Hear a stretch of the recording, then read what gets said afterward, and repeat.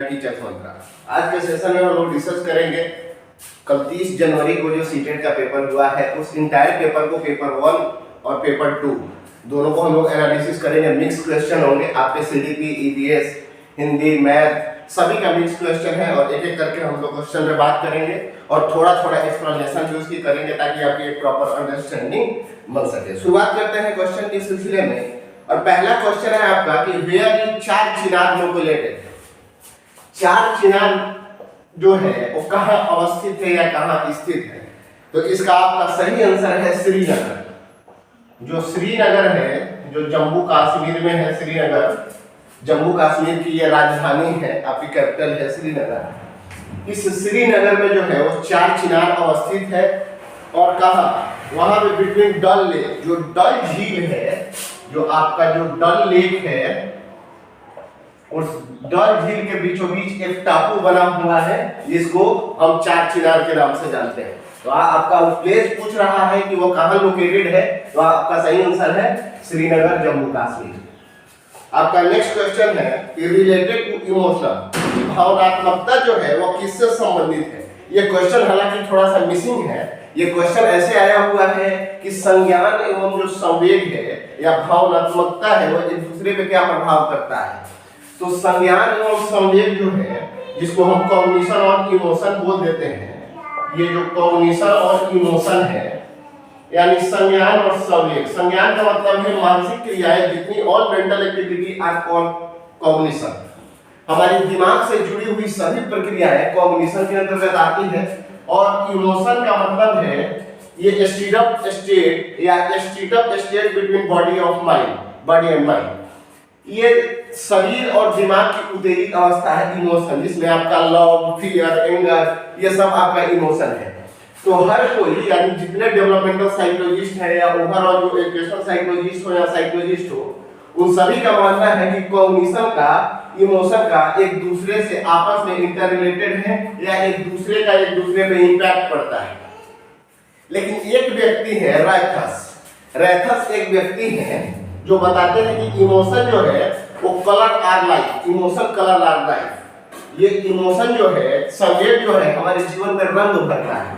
लेकिन एक व्यक्ति है ऑल ओवर साइकोलॉजी में जिनका नाम है जजोंग जो है, इनका मानना है कि संज्ञान एवं संवेग जो है वो इंटरडिपेंडेंट है या बिल्कुल अगर हम कहें तो स्वतंत्र है, इंडिपेंडेंट है, स्वतंत्र है वो एक दूसरे से। और बाकी सभी का मानना है कि कॉग्निशन और इमोशन जो है वो कहीं ना कहीं इंटरडिपेंडेंट है, एक दूसरे को प्रभावित करता है। जब आपको फीवर हुई होती है तो आपको पढ़ने का मन नहीं होता है, आपको घूमने का मन नहीं होता है।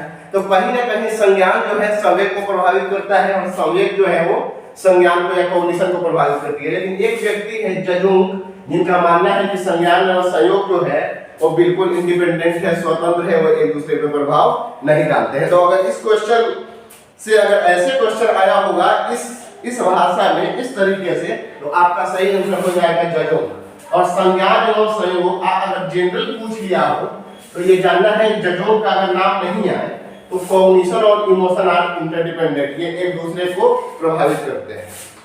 आपका नेक्स्ट क्वेश्चन है कि CNG what is this. CNG जो कंप्रेस्ड नेचुरल गैस है, सीएनजी कंप्रेस्ड नेचुरल गैस बोलते हैं इसको, ये क्या है कंप्रेस्ड नेचुरल गैस। चार ऑप्शन था आपका, ये क्या है, मीथेन है, ब्यूटेन है और भी दो ऑप्शन है। तो सही आंसर है मीथेन है आपका। जो मीथेन है जिसका आपका जो केमिकल फॉर्मूला जो है या रासायनिक सूत्र है वो CH4 होता है, वो मीथेन जो है वो सीएनजी गैस में बहुत मात्रा में पाई जाती है। या सीएनजी गैस जो कंप्रेस्ड नेचुरल गैस है उसमें मीथेन की मात्रा अधिक होती है। आपका नेक्स्ट क्वेश्चन है who propose unity in diversity. जो अनेकता में एकता है, जिसमें सभी भारतीयों को बांधता है कि बोलचाल में, भाषा में, पहनावे में, कल्चर में, संस्कृति में, सभी चीज में अनेकता होने के कारण या विविधता होने के बावजूद भी पूरी इंडिया जो है वो कहीं ना कहीं एक तरीके से कह सकते हैं कि यूनिटी इन डाइवर्सिटी में है। बहुत सारी विविधताओं के बाद भी हम एक है, एक तरीके से एक साथ मिलकर एक देश में एक जगह पे हम लोग सभी आपस में खुशी से रहते हैं। ये जो टर्म है यूनिटी ऑफ डाइवर्सिटी, अनेकता में एकता, इसका प्रस्ताव या प्रपोजल किसने दिया था? तो इनका नाम है जवाहरलाल नेहरू। जवाहरलाल नेहरू जो हमारे first prime minister of India थे, जवाहरलाल नेहरू, पंडित जवाहरलाल नेहरू, उन्होंने ही यूनिटी ऑफ डाइवर्सिटी या यूनिटी इन डाइवर्सिटी, जो अनेकता में एकता का बात है या ये टर्म है, इसका प्रपोजल जवाहरलाल नेहरू ने दिया था। हम नेक्स्ट क्वेश्चन के ऊपर बात करेंगे। Good bye and nice girl orientation what stage of Kohlberg. जो कोलबर्ग का मॉरल डेवलपमेंट थ्योरी है उसमें जो गुड बाय और नाइस गर्ल ओरिएंटेशन है ये किस स्टेज में है? तो कोलबर्ग ने अपने 3 लेवल दिए हैं। ये आपको पता है 3 लेवल, प्री कन्वेंशनल, कन्वेंशनल और पोस्ट कन्वेंशनल, और हर एक लेवल में 2-2 स्टेज दिए हैं।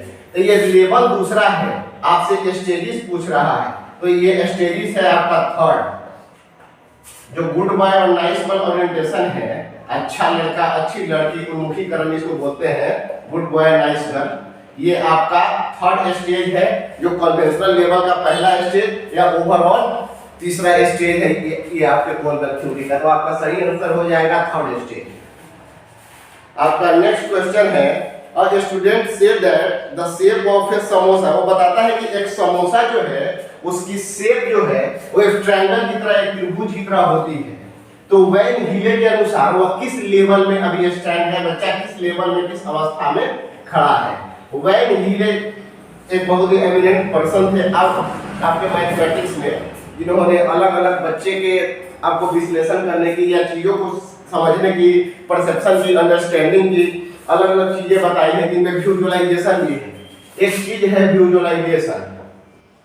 विजुअलाइजेशन का मतलब है कि चीजों को देख के उस चीजों के बारे में पता करना, या इतना ही पता है जब बच्चा देखता है और आकार के साथ तुलना कर पाता है। तो जब वो समोसा को देखता है तो उसको ट्रायंगल जैसी फिगर लगती है, तो वो वैन हीले के अनुसार ये विजुअलाइजेशन वाले लेवल में है, जिसको दृष्टिकरण कुछ बोल देते हैं, जैसे देख के महसूस करना या देख के चीजों को रिलेट करना।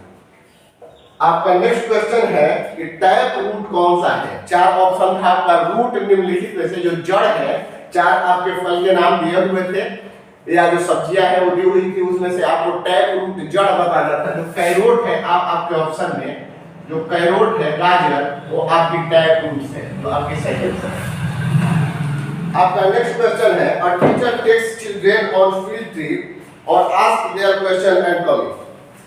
जब एक शिक्षक जो है वो बच्चे को फील्ड ट्रिप पे ले जाती है और फील्ड ट्रिप से वापस आने के बाद बच्चों से उस फील्ड ट्रिप के बारे में क्वेश्चन पूछती है, वो किस प्रकार का आकलन कर रही है। तो इस आकलन को अगर सही मायने में पूछे तो ये असेसमेंट फॉर लर्निंग है।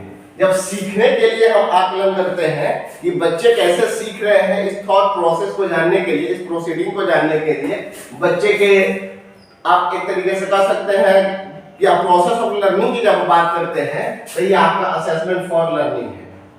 ये है असेसमेंट फॉर लर्निंग, यानी आप सीखने के लिए आकलन कर रहे हैं। ओवरऑल जो आकलन है वो सीखने के लिए।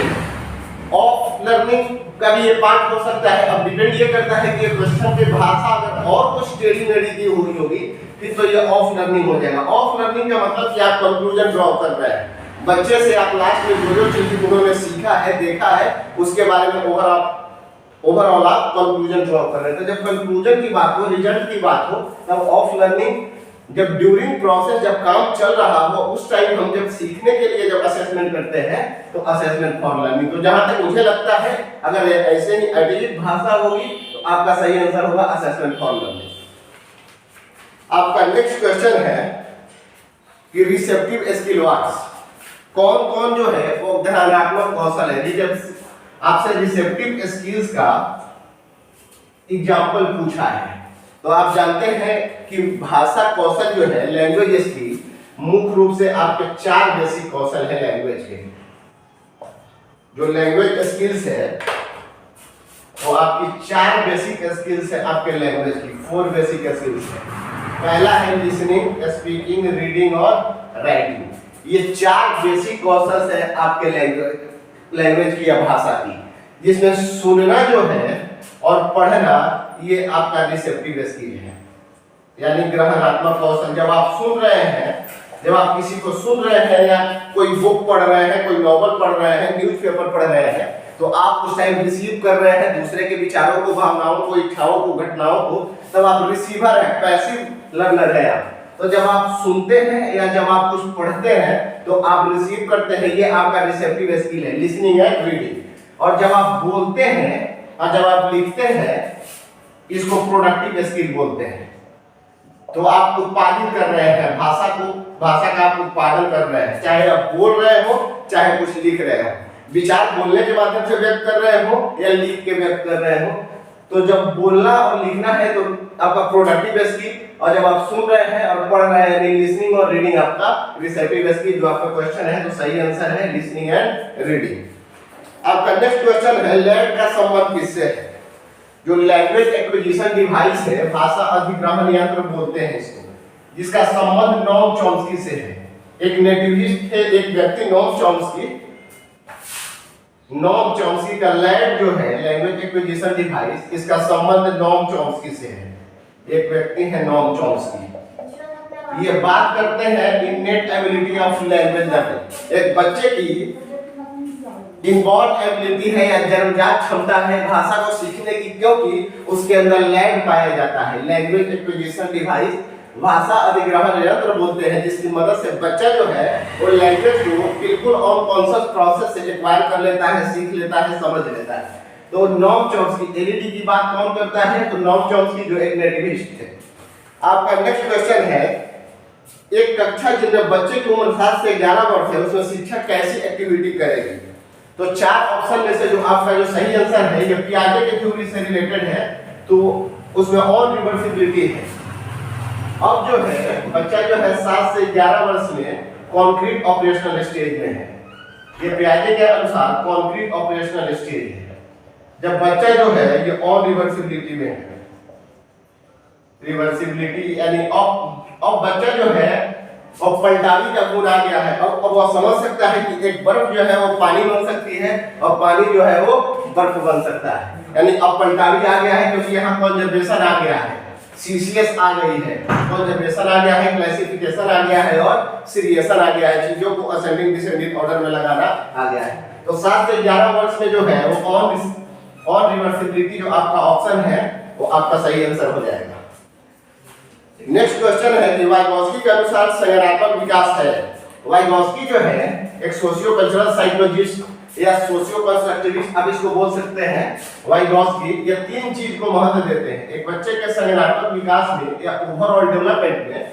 ये 3 फैक्टर को इंपॉर्टेंट मानते हैं, जिसको SCL से हम एक निमोनिक बनाया है, S for society, C for culture और L फॉर लैंग्वेज, यानी समाज, संस्कृति और भाषा। इस तीनों के मदद से एक बच्चे का बेहतर डेवलपमेंट या ओवरऑल डेवलपमेंट या कॉग्निटिव डेवलपमेंट होता है।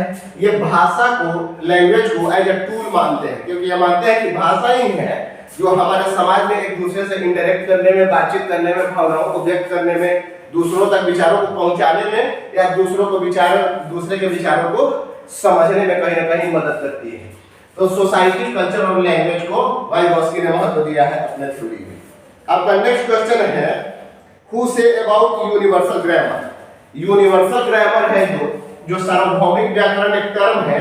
इस टर्म को किसने फाउंड किया है, किसने दिया है, किसने क्वाइन किया है?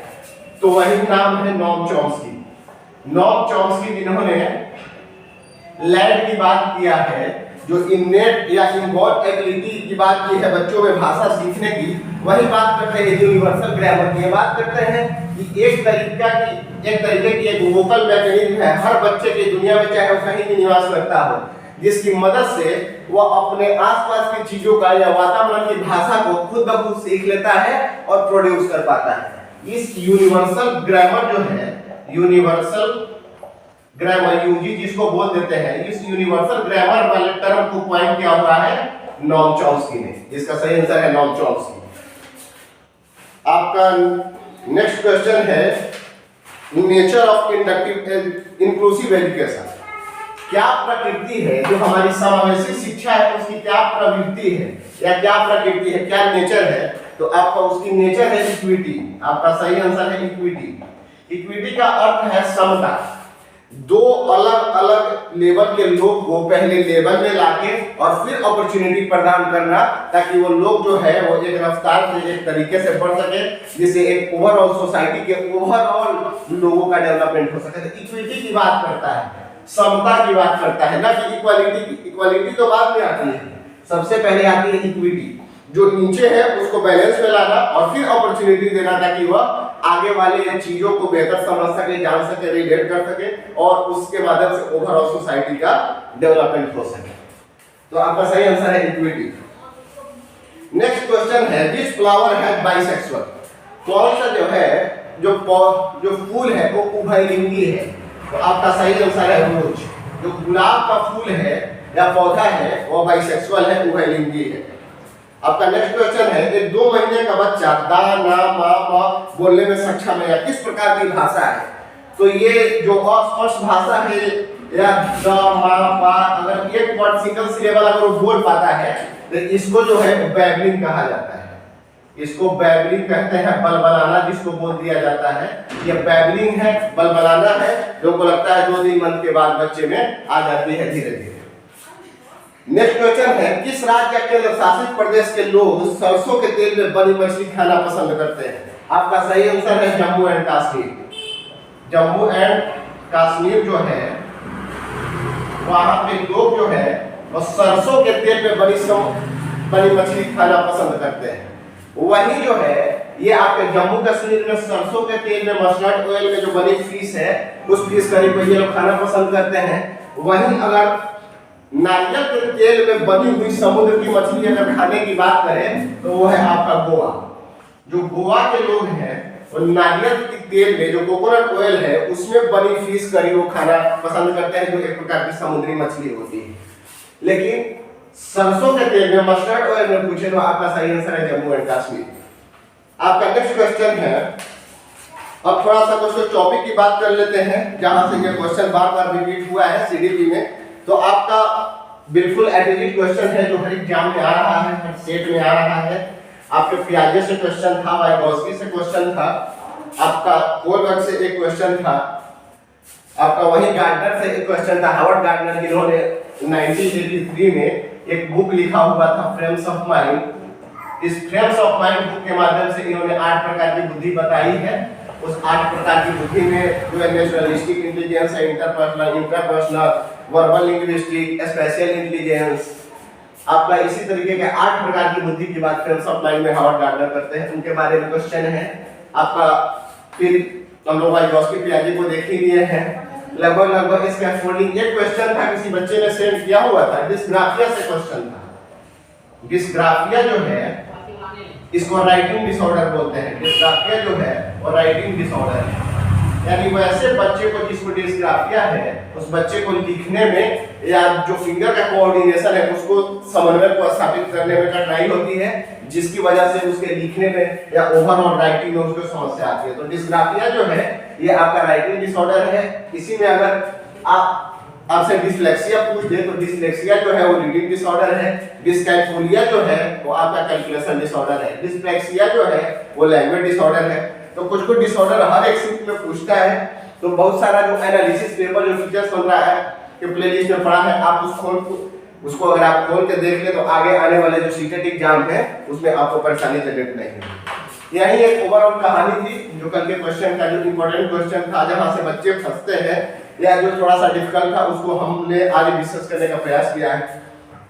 आज के सेशन, आज की वीडियो आपको कैसी लगी अपनी प्रतिक्रिया कमेंट बॉक्स में जरूर बताएं। और अगर आप चैनल पे नए हैं तो चैनल को सब्सक्राइब कर ले, बेल आइकन को प्रेस कर ले ताकि वीडियो जब भी आए ऐसी इंपॉर्टेंट वीडियो आपको मिलती रहे। मिलते हैं कल एक नया सेशन में एक नए अमेजिंग और बेहतरीन चैप्टर, बेहतरीन सेशन के साथ। तब तक आप अपना ख्याल रखें, निरंतर पढ़ाई करते रहें। Good bye and take care.